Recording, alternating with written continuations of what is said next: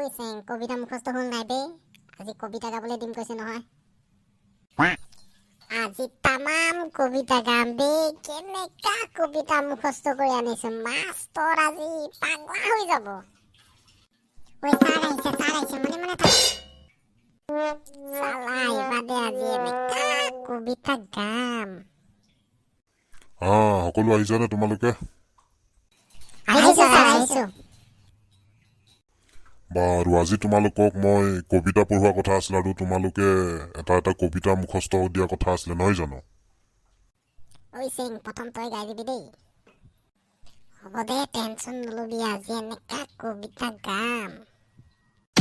এই তই দুটা কি বুৰবুৰাই আছা যাওঁ উঠ চেং চাওঁ থিয় হ কওক ছাৰ বাৰু তই প্ৰথমতে কোৱাচোন বাৰু কবিতা মানেনো কি কবিতা মুখস্থ লম বুলি কবিতা মানে কিহে সুধি আছে কি কম এতিয়া ছাৰ মই নাজানো নহয় কবিতা মানে কি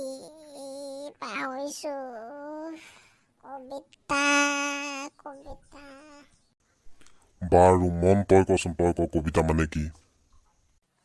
ছাৰ কবিতা মানে হ'ল কবিতা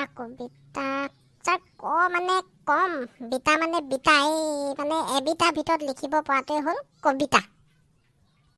বাহ তই বৰ সাংঘাতিক ডেফিনেশ্যন দিছ দেখোন কবিতাৰ বাৰু হ'ব বাৰু এতিয়া চেঙে তই কি কবিতা গাম বুলি আহিছ এতিয়া গা বাৰু গাইছো তেনে ছাৰ কল এবিধ ফল কল খালে গাত হয় কৰোণা খেদিব পৰা বল মেখেলা দাঙি খুৰীদেৱে ঘৰ খেদাকৈ যায় ৰুমত সোমাই ডাঙৰ জীয়েকে ভদিয়া পিতেকৰ লগত আছে মোবাইলত ফেনাই খঙতে খুৰীয়ে ক'লে জীয়েকক তই গম পাইছনে নাই ভদিয়া পিতেকে শাওনীয়া জীয়েকক নিলে পলুৱাই তাকে শুনি খুৰীৰ জীয়েকে দিলে মিচিকিয়াই ভদিয়া পিতেকে এতিয়ালৈকে কাকো নিয়া নাই ভদিয়া বুঢ়াই শাওনীয়া জীয়েকক লৈ গ'ল চেন্নাই পলাই ঐ চেং তই কি কবিতা গালি বে ছাৰ বেহুচ হৈ গ'ল দেখোন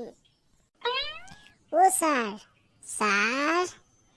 Oh my God! বেহুচ হৈ গ'ল নেকি বে